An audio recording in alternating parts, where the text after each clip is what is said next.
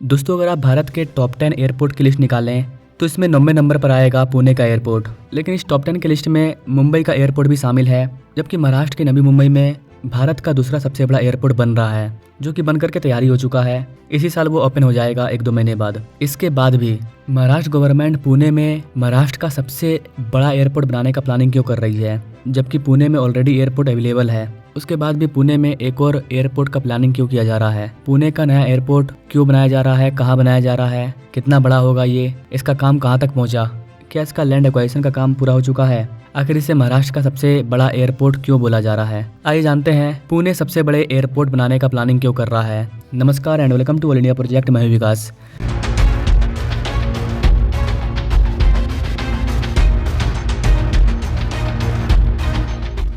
दोस्तों आज के टाइम में पुणे आईटी इंडस्ट्री के मामले में काफ़ी आगे बढ़ चुका है। ऑटोमोबाइल के गैजेट्स वाले ज़्यादातर कंपनी आपको पुणे में देखने को मिलेंगे। पुणे का एयरपोर्ट डोमेस्टिक और इंटरनेशनल दोनों तरह की सेवाएं प्रदान करता है। हर साल ये एयरपोर्ट करीब 95 लाख पैसेंजर को अपनी सर्विस प्रोवाइड करता है। लेकिन इसके बाद भी पुणे में महाराष्ट्र का सबसे बड़ा एयरपोर्ट प्लान किया जा रहा है, जो करीब हर साल 6 करोड़ लोगों को सेवा प्रदान करेगा। अब आप बोलेंगे ऐसा क्यों? पुणे में ऑलरेडी एक एयरपोर्ट है, फिर पुणे में इतना बड़ा एयरपोर्ट को क्यों प्लानिंग किया जा रहा है? तो गाइस आपको बता दें कि पुणे मेट्रोपॉलिटन रीजन का जो जनसंख्या है वो करीब 75 लाख को क्रॉस कर चुका है, और ये डाटा पिछले 10 साल के डाटा से लगभग दोगुना हो चुका है। और आगे भी आने वाले दिनों में यहाँ की जनसंख्या इसी रफ्तार से आगे बढ़ने वाली है, जिसकी वजह से यहाँ पर अलग अलग तरह के बुनियादी ढांचे का निर्माण करना काफ़ी ज़्यादा जरूरी है। और उसी के अंतर्गत आता है पुणे का नया एयरपोर्ट। अभी जो एयरपोर्ट है वो इंडियन एयरफोर्स का हब है। पुणे के वर्तमान एयरपोर्ट में एक ही रनवे है, लेकिन पुणे का जो दूसरा एयरपोर्ट बनाया जाएगा उसमें 2 रनवे को बनाया जाएगा, जिसके वजह से यहाँ पर एयरक्राफ्ट का मूवमेंट भी डबल हो जाएगा। यहाँ पर गाइस आपको बता दें कि पुणे का नया एयरपोर्ट पुरंदर में बनाने का प्लानिंग किया गया है, जिसका नाम छत्रपति संभाजी महाराज एयरपोर्ट होगा। शिवाजी के नाम पर इसलिए रखा गया है इस एयरपोर्ट का नाम, क्योंकि उनका जन्म भी पास के पुरंदर फोर्ट में ही हुआ था। इस वाले एयरपोर्ट का डिजाइन लोकल कल्चर से मैच खाएगा। इसमें अपना स्वयं का एक मॉडर्न आर्किटेक्चर का यूज किया जाएगा। इसमें आपको महाराष्ट्र के ट्रेडिशनल एलिमेंट देखने को मिलेंगे। इसके अलावा यहाँ पर आपको फ्यूचरिस्टिक डिजाइन भी देखने को मिलेगा। यहाँ पर गाइस आपको बता दें कि ये एयरपोर्ट 28 किलोमीटर स्क्वायर के एरिया में फैला होगा, जो कि पहला फुल्ली कमर्शियल एयरपोर्ट बन जाएगा। इसको एक बार में नहीं बल्कि मल्टीपल फेज में बनाया जाएगा। इसके पहले फेज में 2 करोड़ पैसेंजर को सर्विस प्रोवाइड करने के लिए इसको तैयार किया जाएगा, जिसे आगे जाकर के 6 करोड़ तक बढ़ाया जाएगा। यानी कि एयरपोर्ट अपने भारत के टॉप 5 एयरपोर्ट में शामिल हो जाएगा। इस एयरपोर्ट के फेज 1 को तैयार करने में 15,000 करोड़ रुपया खर्च होगा, जिसमें इंटीग्रेटेड टर्मिनल बिल्डिंग को बनाया जाएगा, 2 रनवे को बनाया जाएगा। दोनों रनवे की लंबाई 4-4 किलोमीटर की होने वाली है। 4 किलोमीटर का रनवे काफ़ी बड़ा होता है। यहाँ पर दुनिया के सबसे बड़े बड़े फ्लाइट्स भी आसानी से उतर पाएंगे। मुंबई के एयरपोर्ट से कैसे अलग होगा गाइस? तो गाइस मुंबई में जो एयरपोर्ट है वहाँ पर भी 2 रनवे है, लेकिन यहाँ का रनवे दोनों रनवे को क्रॉस करता है, सीधा स्ट्रेट लाइन में नहीं है वो। यही कारण है कि पुणे का जो नया एयरपोर्ट है वो मुंबई वाले एयरपोर्ट से भी ज़्यादा बेहतर होगा। बाकी मुंबई का जो दूसरा एयरपोर्ट है उसको तो नवी मुंबई में बनाया जा रहा है। उस पर मैंने ये वाला वीडियो डाला है कि ये वाला एयरपोर्ट भी बनकर के तैयार हो चुका है। आप चाहें तो इस वाले वीडियो को देख सकते हैं, कैसे ये नवी मुंबई के लोगों की लाइफस्टाइल को बदलेगा ओपन हो जाने के बाद। बात करें पुणे एयरपोर्ट का काम कहाँ पहुँचा, तो वैसे आपको बता दें कि पुणे का ये जो नया एयरपोर्ट है इसका काम आगे बढ़ चुका है। सबसे पहले यहाँ पर भूमि अधिग्रहण का काम स्टार्ट किया जाएगा, और भूमि अधिग्रहण का काम स्टार्ट करने के लिए महाराष्ट्र औद्योगिक विकास निगम यानी कि MIDC इनको प्रस्तावित पुरंदर ग्रीनफील्ड हवाई अड्डे के लिए भूमि अधिग्रहण के लिए अनुमानित 4,500 से 6,000 करोड़ रुपए की आवश्यकता होगी। हवाई अड्डे के निर्माण के लिए दिसंबर 2025 तक एक रियायतकर्ता की नियुक्ति होने की उम्मीद है, जिससे परियोजना के क्रियान्वयन का मार्ग प्रशस्त होगा कि कौन इस वाले एयरपोर्ट को संभालने का काम करेगा, कौन इसको बनाएगा, कौन इसको हैंडल करेगा। इसकी नियुक्ति दिसंबर में हो जाएगी। MIDC के CEO P वालारासु ने कहा कि भूमि अधिग्रहण के लिए धनराशि MIDC के भंडार और वित्तीय संस्थानों से आएगी, जिससे सुचारू वितरण सुनिश्चित होगा। हमने पहले चरण में भूमि सर्वेक्षण और माप के लिए जिला प्रशासन को 4.82 करोड़ रुपया आवंटित किया है। धन जारी करने में कोई देरी नहीं होगी। उन्होंने शुक्रवार को पुणे में आयोजित पहली समीक्षा बैठक के बाद आश्वासन दिया।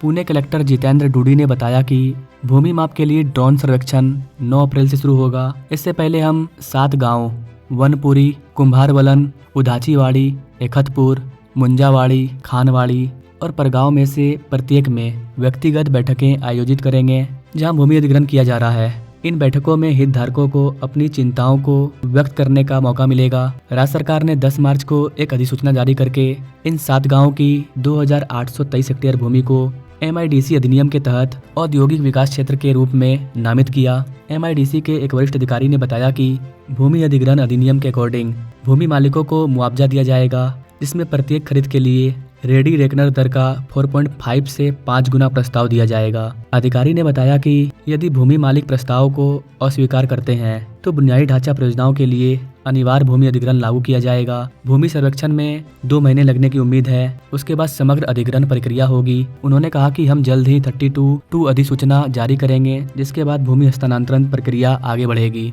सरकारी आश्वासनों के बावजूद किसान और स्थानीय निवासी इस परियोजना का विरोध कर रहे हैं। उनका कहना है कि अधिग्रहण की जा रही भूमि उपजाऊ है और सिंचित भी है, जिसमें सब्जियां, फल, गन्ना बड़े पैमाने पर उगाया जाता है। विमान विरोधी संघर्ष समिति जो प्रतिरोध का नेतृत्व कर रही है, उन्होंने विरोध को और तेज करने की कसम खाई है।